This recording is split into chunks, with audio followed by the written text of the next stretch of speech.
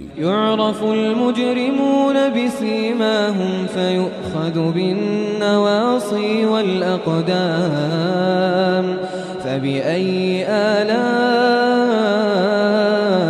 ربكما تكذبان نہ تیرا خدا کوئی اور ہے، نہ میرا خدا کوئی اور ہے، یہ جو قسمتیں ہیں جدا جدا، یہ معاملہ کوئی اور ہے۔ ناظرین کرام، اس وقت آپ کی خدمت میں مفتی محمد سعید خان صاحب الندوہ ٹرسٹ اسلام آباد کے ایک لیکچر پر تبصرے کے سلسلہ وار پروگرام کے ساتھ حاضر خدمت ہیں۔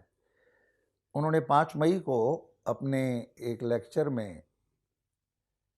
جو قریباً 1 گھنٹے پر مشتمل تھا، یہ بعض سوالات اٹھائے ہیں جن کی وضاحت ضروری ہے۔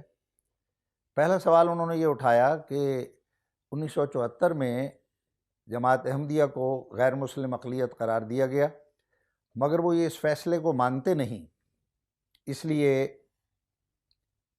اقلیتی کمیشن میں ان کی نمائندگی کے بارے میں ایک کنفیوژن ہے۔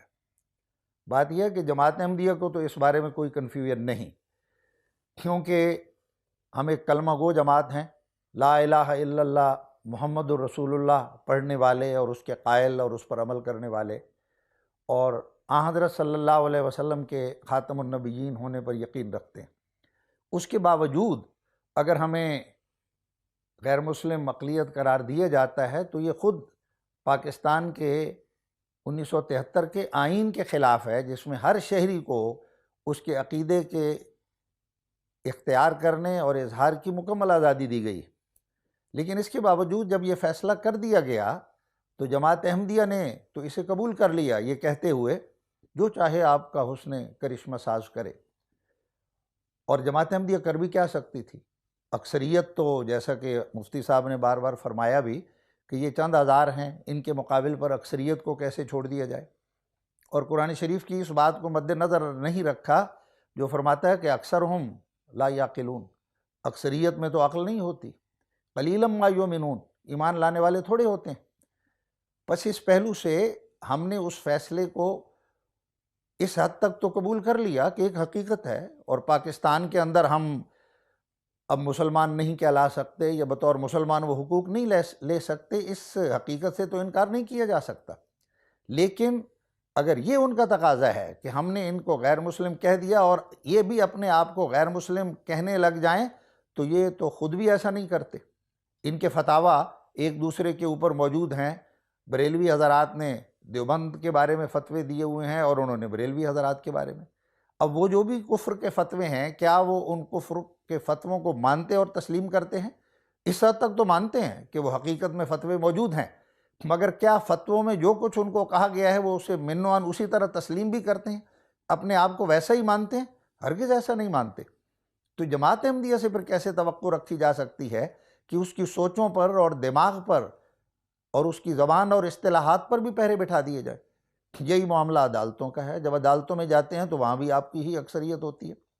وہ حکمت سلیمانی اور عدل سلیمانی تو نہیں رکھتے جن کے پاس 2 عورتیں ایک بیٹے کا تنازع لے کر آ گئی تھیں اور دونوں دعوے دار تھیں کہ یہ ان کا بچہ ہے، اور حضرت سلیمان نے کہا کہ اس کو درمیان سے کاٹ دو اور تقسیم کر دو، تو جو حقیقی ماں تھی وہ چیخ پڑی کہ ہرگز نہ کاٹو، اسی کو دے دو، اس کا بچہ ہے۔